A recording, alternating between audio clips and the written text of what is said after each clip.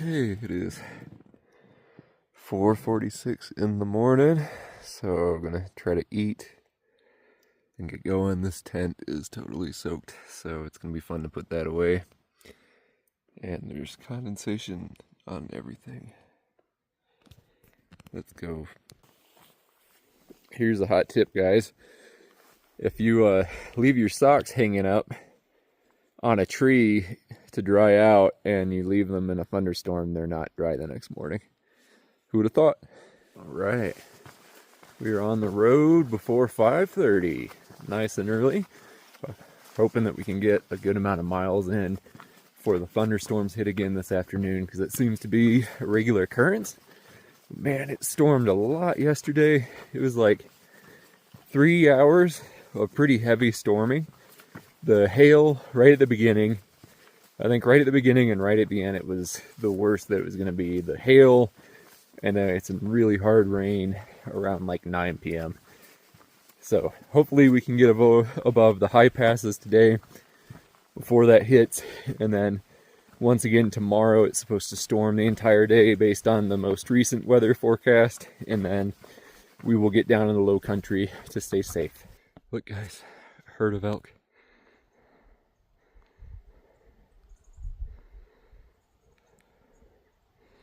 Looks like a fawn on the left.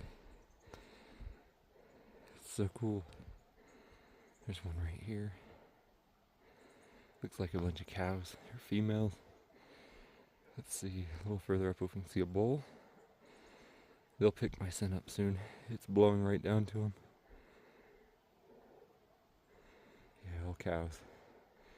I figured I'd see some wildlife this morning just because it's so early. Yeah, so it looks like they got one baby there, one calf. Oh. Might be picking me up. Let's see what this one's doing. Yeah, I think they either hear me or they're starting to smell me, but they're just sitting in this awesome bowl here. It's amazing.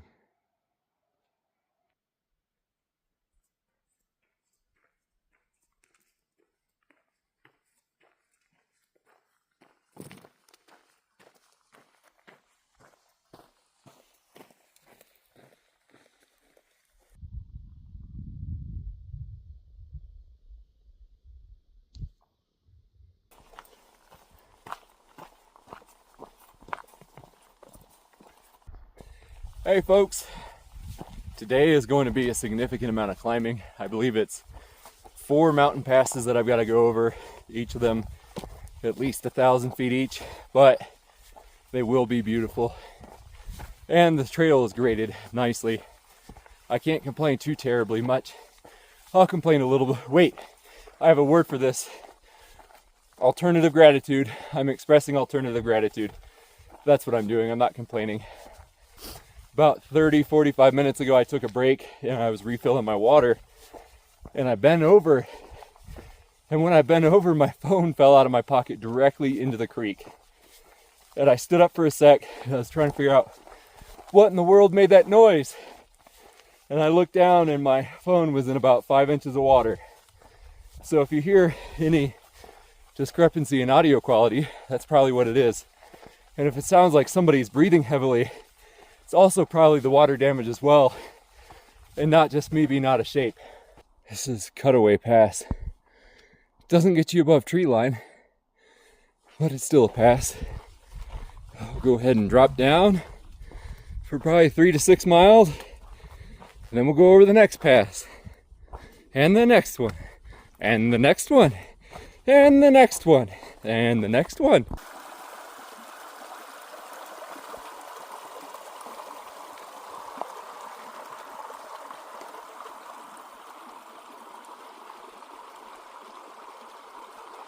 You guys are just hearing more water in the phone, not heavy breathing, but this is the third 1,000-foot climb for today, and second to last. The last one's like 1,600 feet. It's big. So I'll come over this, descend for a while, and then the big climb up to the final climb for the day. And then when I get there, I'll descend down to camp. Okay, I need to get back to hiking.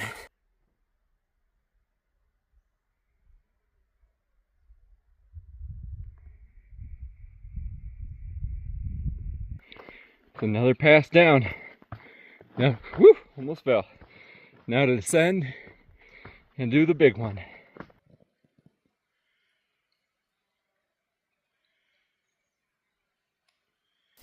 Hello, hello. This is the beginning of about a 4.5 mile climb that gets 1,700 feet of elevation up to Rainbow Lake first, and then Rainbow Lake Pass right after that.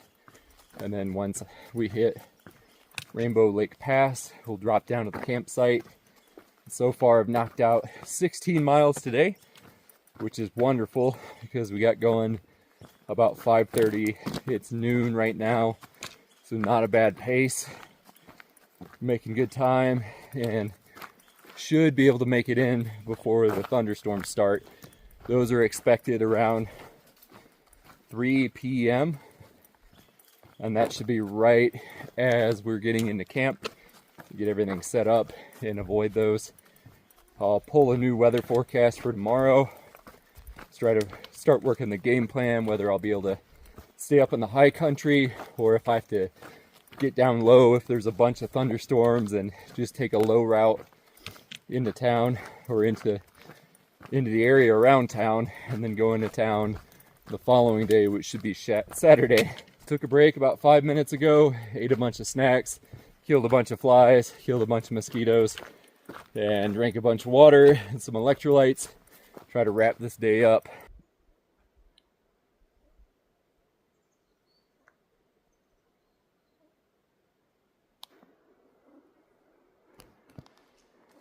Oh, you have chicks.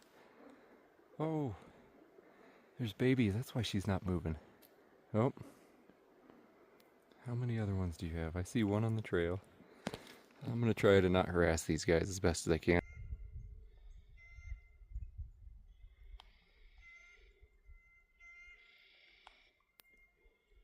Okay, last climb of the day. Through down here by Rainbow Lake, and I believe we are going up there. 700 more feet.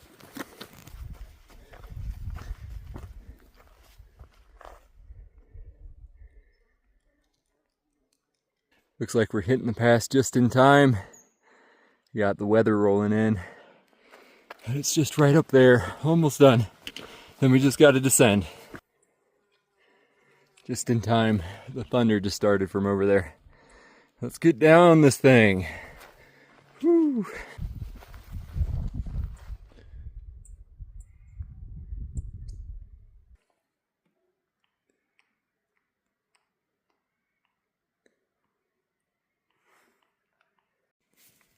Well, folks, I'm sitting here at Johnson Lake, my ending point for the day. It looks like we beat out the storms after 23 miles of hiking.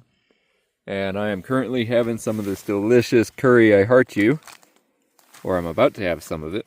Looks really good. Let me see if I can't get the top off here. Yeah, look at that.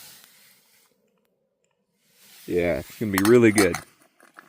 Also, one thing that is awesome is that I am currently thwarting the mosquitoes with my head net and rain gear combo. And there is not much that is better than that.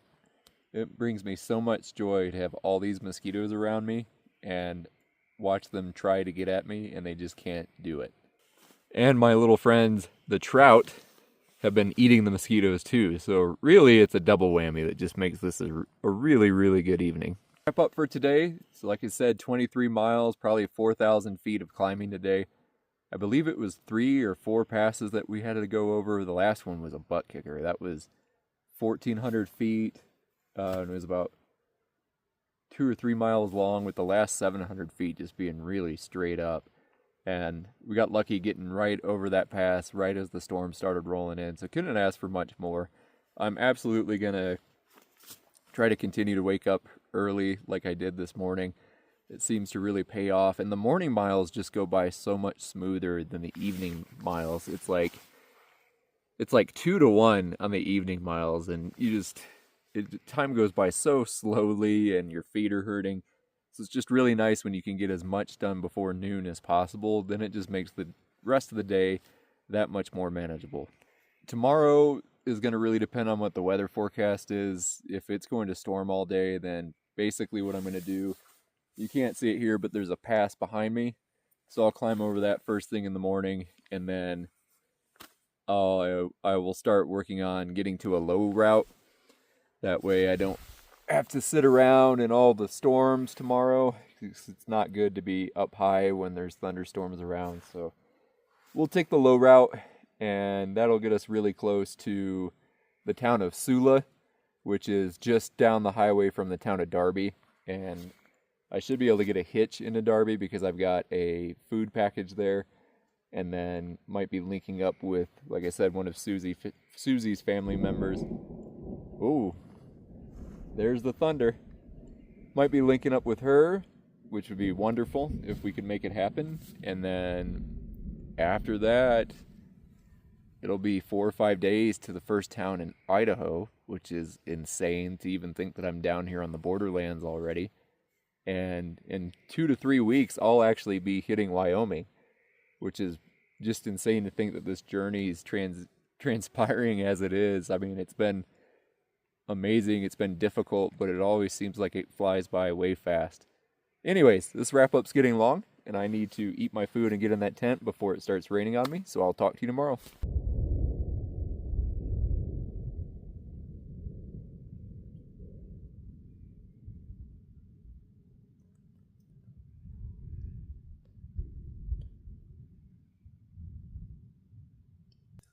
I have heard that the deer here are super habituated to humans, and they will come lick your trekking poles or anything with salt.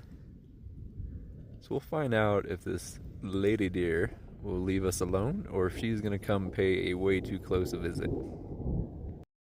Ah, the tales are true. Habituated deer, yes indeed. She came right up to my tent and was sniffing around. I bet she's gonna hang around all night too.